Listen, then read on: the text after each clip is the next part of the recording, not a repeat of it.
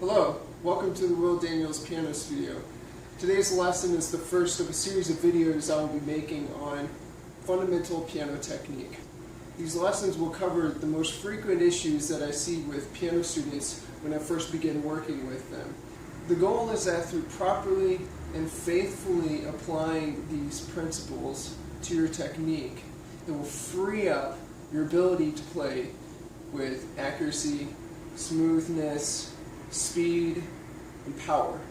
Piano technique involves the coordination of several parts, starting with the fingers, to your knuckles, to your wrist, to your elbow, up to your shoulder, and even going down to your hips. So today, we're going to be beginning with the fingers and the knuckles. The first thing is that you need to relax the hand. Usually when I get younger students, most of them have been told to hold a bubble, but that creates unnecessary tension in your fingers and in your hand as if you're trying to grip something.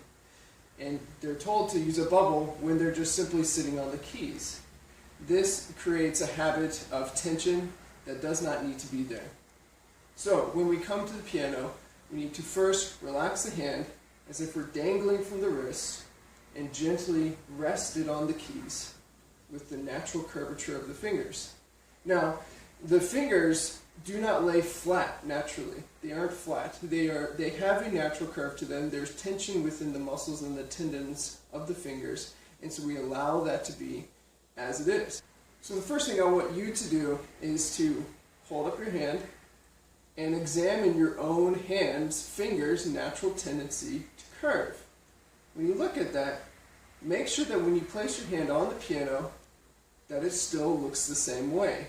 That you don't have the habit of crunching up into a ball with your fingers, like this. Or if you're at a table right now, you can do the same thing. In fact, this is the best way for you to be practicing throughout the day, is whenever you're at a table or a desk, simply practice your technique on that table. So, step one, relax the hand and the fingers as they're dangling from the wrist. Place it on a table or piano. What this naturally leads to is a different part of the finger that you actually will play the keys on. Many people, after learning like this, with the bubble, you will play with the very ends of your fingers, the tips of your fingers on the underside.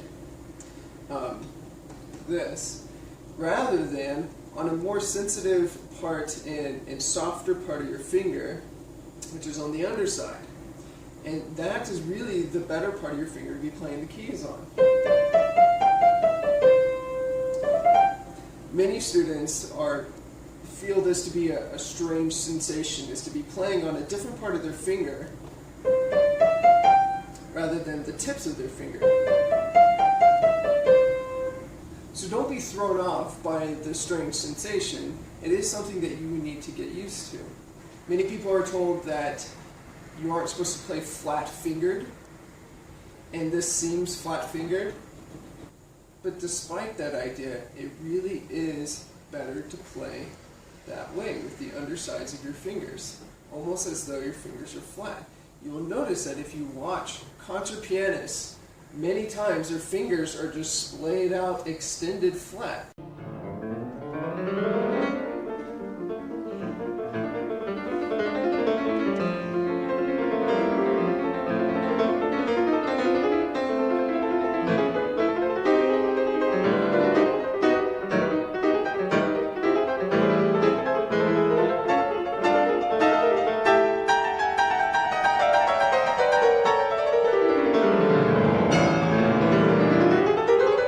Now, you're not, again, like I said, you're not supposed to extend completely straight out. There's supposed to be a natural curve to your fingers. And really, that's what we're going after, is the natural curve. So with this in place, if we're supposed to have a relaxed hand, naturally curved fingers, you actually support your hand and your fingers on the keys. You support from the knuckles. A natural tendency is to think that we need to grip, do a gripping motion with our fingers like this in order to support the impact of the finger on the key.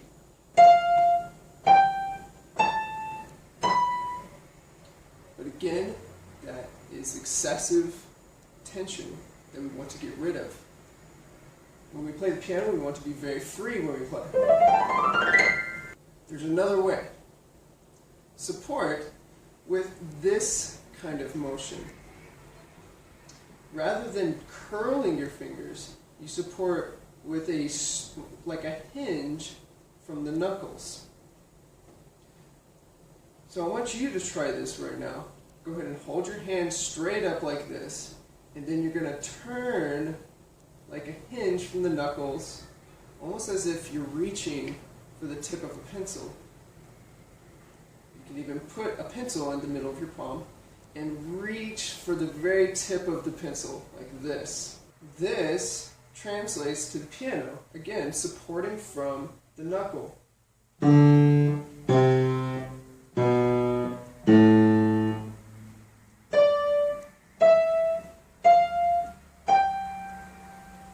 Again, playing with the undersides of the fingers.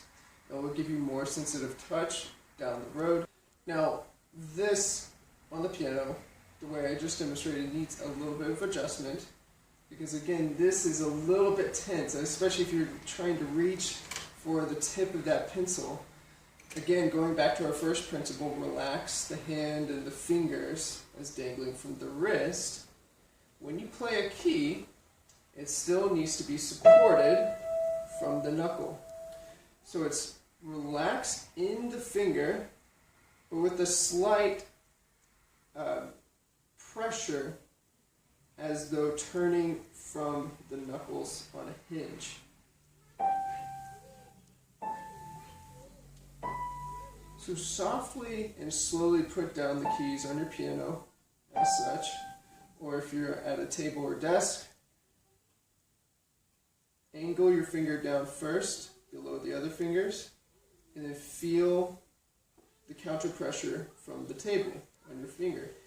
And it should push up on your knuckle. If you see, my knuckle is very pronounced right now. Again, it's very important that you actually feel the pressure of the counter pressure of the table pushing up on your knuckle. This is a key factor for pinky technique. People usually avoid their pinky because they think it's weak and they play it collapsed like this. My pinky is completely collapsed, or they curl it like this in order to support it. And again, these are very bad ways to actually support the pinky. The best way to support the pinky is with a straight pinky with a natural curve, supported with the knuckle. I can drop all of my weight on it and get maximum power simply by doing this. This is probably the most strange thing for my students to get used to, is the feeling of the pinky knuckle supporting, because nobody is used to supporting with their pinky knuckle. This is a new thing that pianists have to be able to do, a unique thing that pianists need to be able to do with their hands that you don't do in daily life, say when you're eating food or working with tools or anything like that. This is very unique to piano, so it requires special attention. So what you need to do is place your pinky on a surface, a hard surface, then slowly prop up, while holding down the tip of your pinky, prop up your pinky knuckle over your tip. Again, with the underside of your pinky on the surface.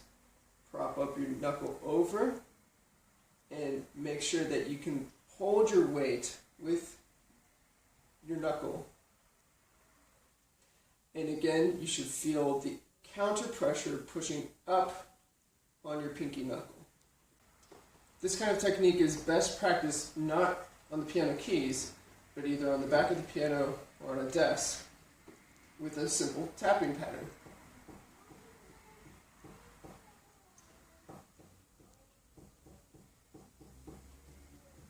Notice that when you do the third, fourth, and fifth finger, that they can't go independently without straining.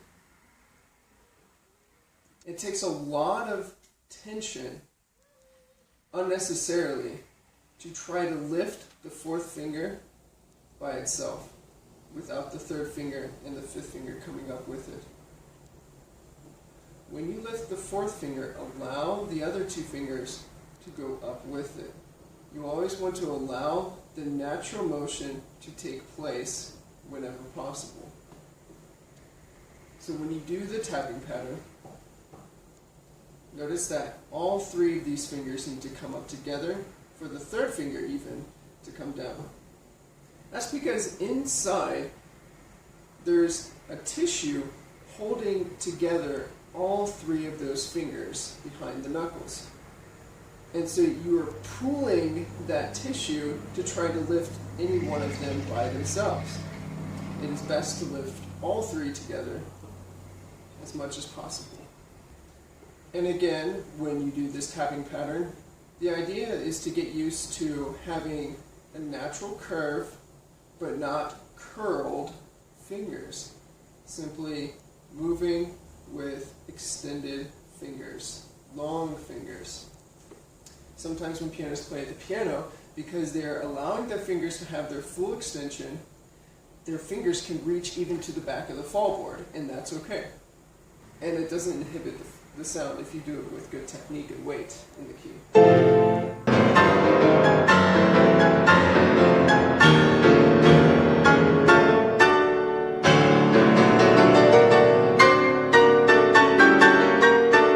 Now at the piano, this is again best practice with actually just a 5-finger scale pattern.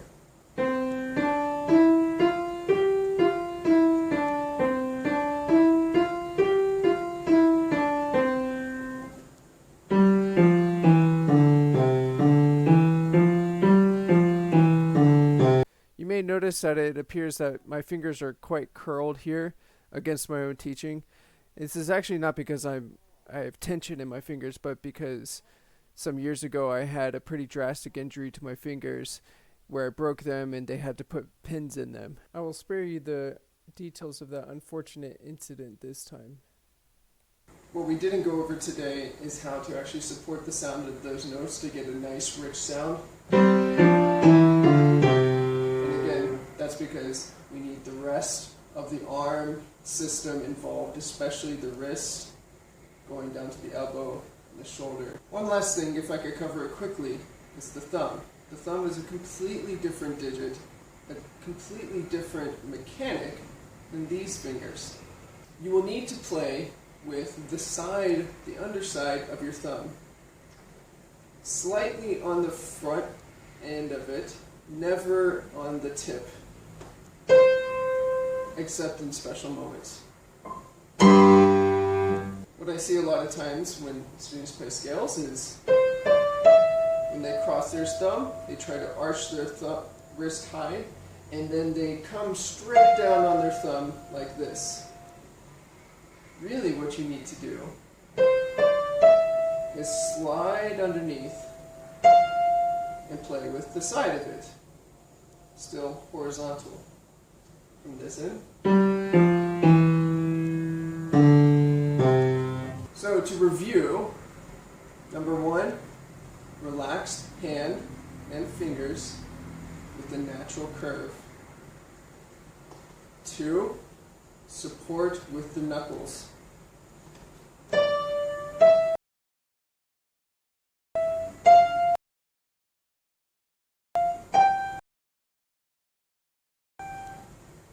3, don't grip with your fingers, but move with extended fingers, like a hinge from the knuckle. And then finally the thumb, you play with the side of the thumb horizontally, slightly on the front edge of the thumb.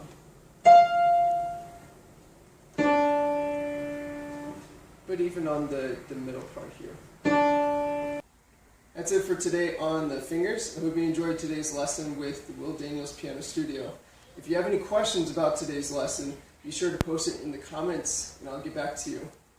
See you next time.